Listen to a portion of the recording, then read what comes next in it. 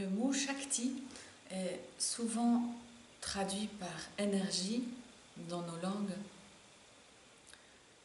Ça n'est pas une traduction fausse, mais elle passe peut-être à côté de ce que c'est réellement. Le mot Shakti vient d'une racine sanskrite qui est Shak, qui signifie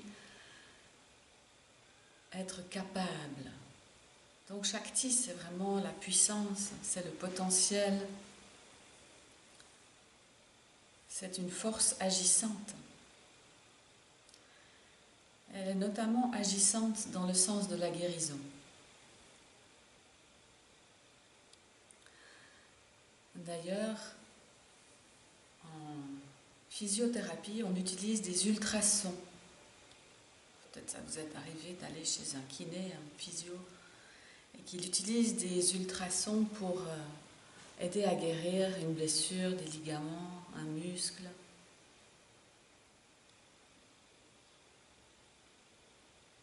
Ce qui fait que vous voyez, dans notre médecine moderne, les sons sont aussi utilisés. Et pour revenir à notre pratique d'hier,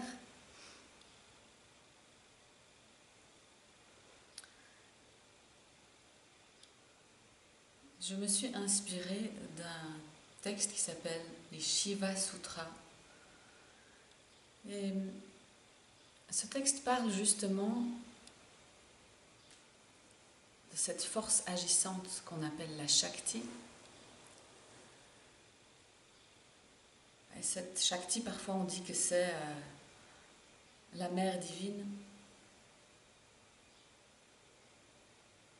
Elle est en tout cas la matrice de toutes les formes, la source de tout ce qui est vivant. Et les Shiva Sutras nous disent que la Shakti, à un moment donné, va se subdiviser en autant de petites forces. Et ces forces s'appellent des matrikas. Dans ce mot matrika, vous retrouvez cette racine indo-européenne de la mère, la maman. Les matrikas, ce sont des petites mères. Et ces sons que vous avez amenés dans les différentes parties du corps sont donc des matrikas.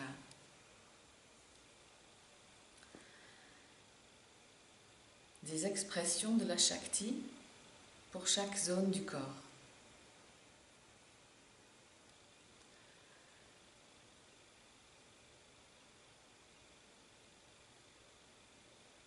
Et nous avons travaillé sur des énergies de base.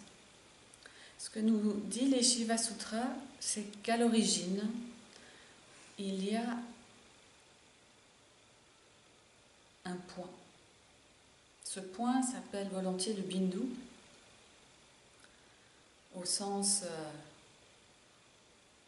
de l'astronomie, on pourrait parler d'une singularité. À un moment donné, il y a juste un seul point.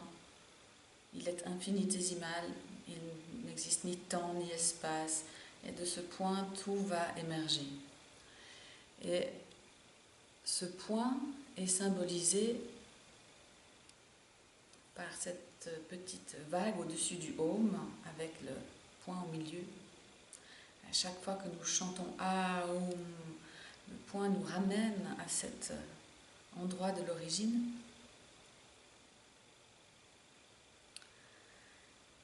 C'est un endroit de complète unité.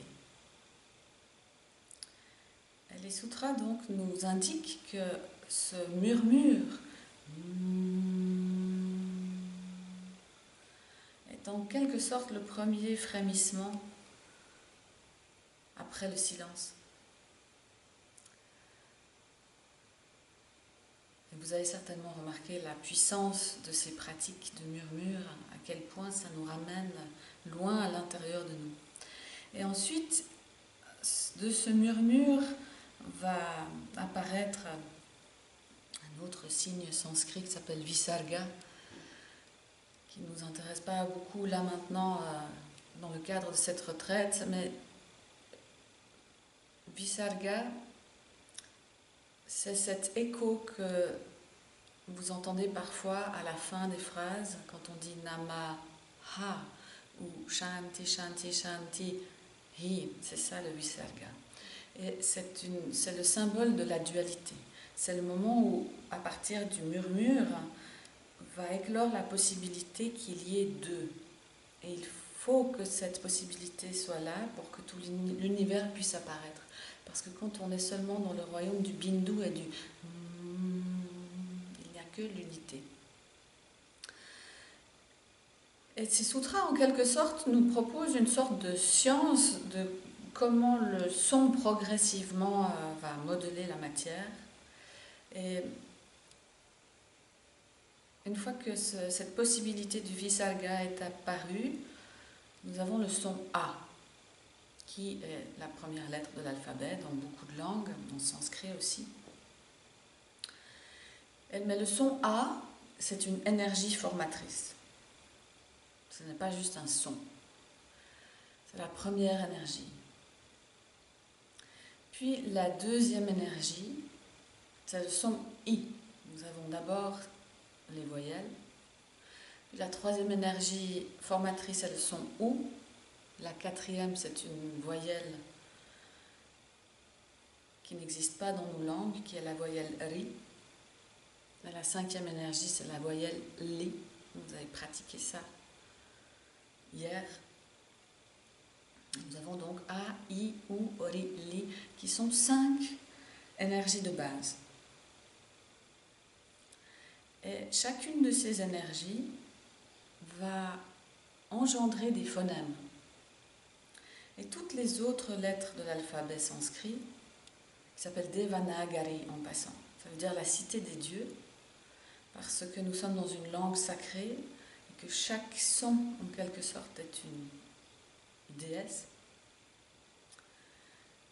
Et le son A va engendrer Kaka, Gaga, Na. Vous avez pratiqué ça dans le corps. Le son I va engendrer Cha, Cha, Ja, Ja, Na, etc.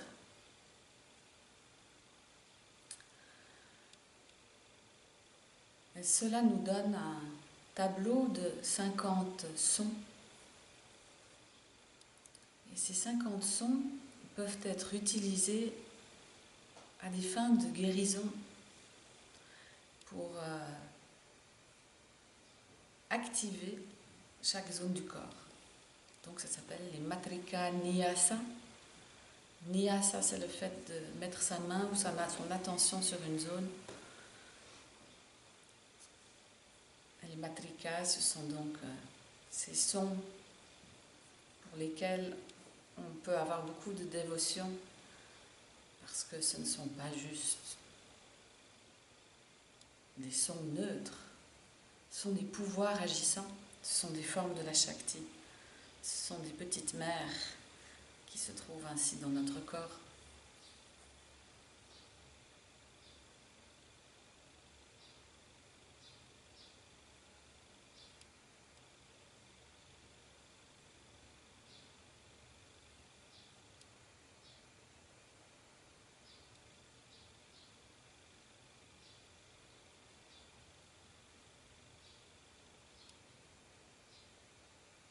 Et en parallèle au Matrika Nyasa, nous avons cette montée en fréquence dans le corps, du périnée jusqu'au sommet de la tête.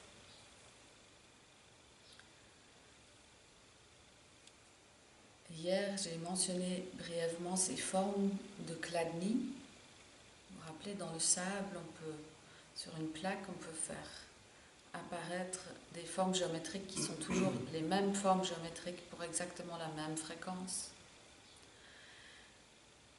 Et les anciens avaient très bien compris cela, puisque quand nous regardons les diagrammes qui correspondent aux chakras, donc les yantras, pour le premier chakra, nous avons 4 pétales, et les sons graves, effectivement, généralement sont organisés autour du chiffre 4. Puis quand nous passons au deuxième chakra, il a 6 pétales, le troisième chakra en a 10, le chakra du cœur en a 12, celui de la gorge en a 16. Et c'est vraiment intéressant de se rendre compte que effectivement, le son crée des formes de plus en plus complexes, de la même façon qu'on a compris que quand on regarde ces images, on va activer des fréquences de plus en plus hautes. Donc vous voyez, tout ce thème des visualisations rejoint le thème du son, parce que quand je visualise une image, j'active une fréquence dans mon corps. Et j'active aussi une sonorité dans mon corps. Et sur la porte dehors, il y a quelques images aussi qui viennent d'Alexander Lauterwasser. Après Chladni, il y a eu Hans Jenny puis Alexander Lauterwasser qui ont développé ce qu'on appelle la cymatique. Et pour encore mieux se rendre compte de l'effet du son sur la matière, ils ont créé des générateurs de fréquences. À l'époque moderne, tout est possible. Ça nous permet d'avoir des fréquences extrêmement précises, plus précises qu'avec le son d'un archet. Et on voit l'eau qui se met en mouvement et qui crée des formes de plus en plus complexes à mesure que le son monte.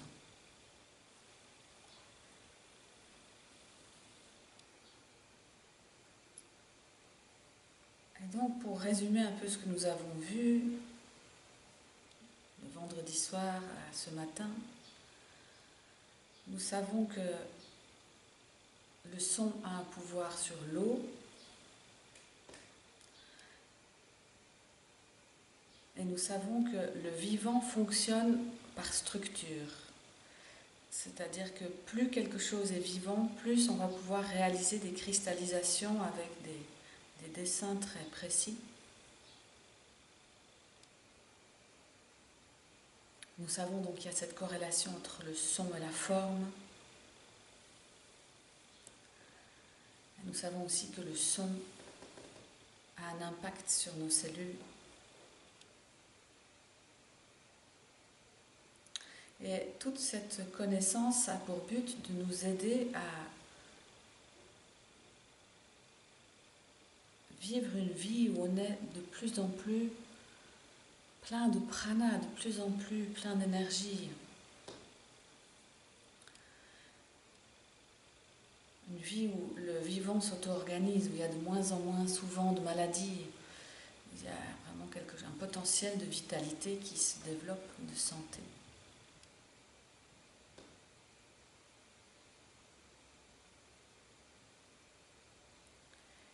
Et si l'on est dans une démarche intérieure, ça va même plus loin que ça, puisque le son a cette capacité à nous faire passer du côté de l'invisible. Tous ces centres d'énergie sont reliés à des éléments, et le dernier élément est l'espace. L'espace est relié au chakra de la gorge, qui est aussi relié à l'expression, la parole, et bien sûr au sens de l'ouïe. Et de tous les éléments, l'espace est le plus fin, le plus subtil.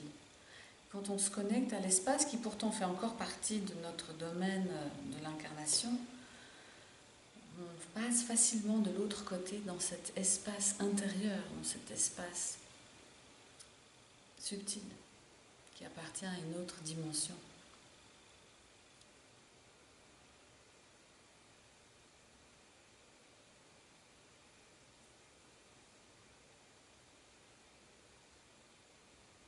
Et cet espace subtil a lui aussi un grand impact sur nous.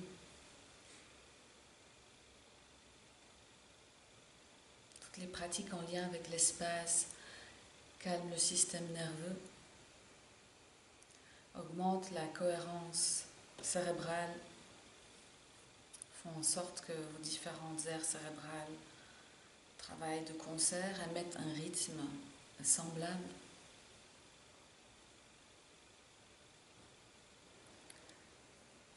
Et tout ça est très important puisque tout ce qui est chaotique en quelque sorte entrave la vie, et tout ce qui est rythmique, tout ce qui est structuré, structurant, au contraire, soutient la vie.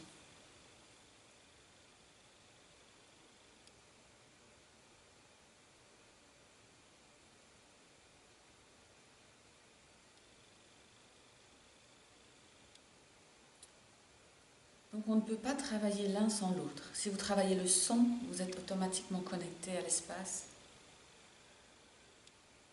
Vous êtes automatiquement connecté aussi au sens de l'ouïe et au sens de l'écoute.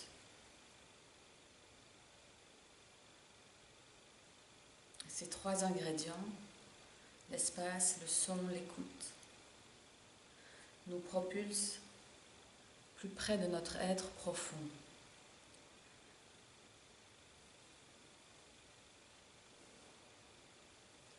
Si on demandait de résumer en 2 mots qui nous sommes vraiment, ou qu'on voulait le faire d'une façon assez tangible, on pourrait dire que notre nature profonde est d'être un espace vibrant.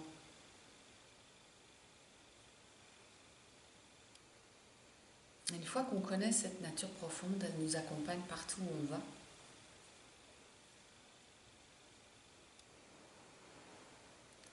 C'est un support ensuite pour gérer les émotions, gérer les actions quotidiennes, gérer les pensées.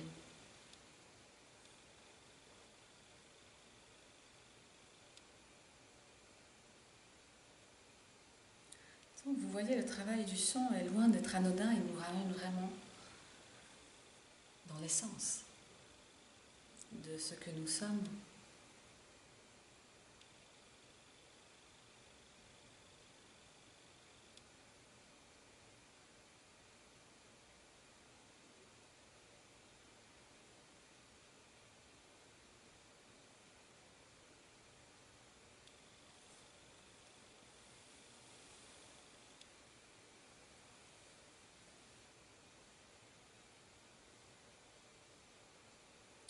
J'ai le souhait que vous puissiez, dans votre vie quotidienne, vous appuyer sur ces 3 aspects,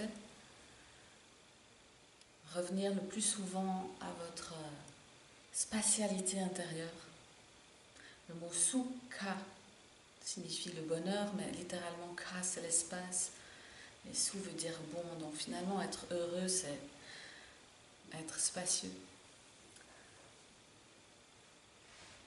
Le fait d'avoir appris à écouter profondément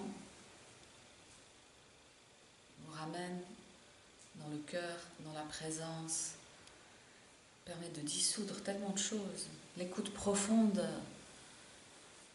est harmonisante. Et puis j'ai aussi le souhait que vous chantiez plus souvent dans vos pratiques, ou avant ou après une méditation, quand personne ne vous entend, s'il faut.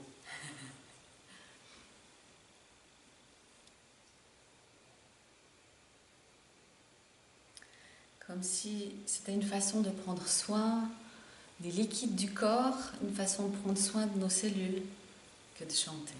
Et bien sûr, ça a un effet sur notre âme, sans le moindre doute, sur notre état de conscience. Mais il se passe quelque chose de très physique et de très biologique aussi. Peut-être pour clore, on peut juste dire que le son travaille sur tous les plans, étant donné que ces fréquences que nous trouvons dans les centres d'énergie sont là depuis la matière la plus dense jusqu'au niveau les plus éthérés de la conscience, jusqu'à ce que ça se fonde dans le silence. Le travail du son, du coup, met en symbiose les différents plans de nous-mêmes, le plan physique, le plan énergétique, le plan mental, le plan spirituel, et tout cela s'harmonise, devient un sans que vous deviez choisir ou l'un ou l'autre. Non, dans cette incarnation, nous sommes tout cela simultanément et avec délice.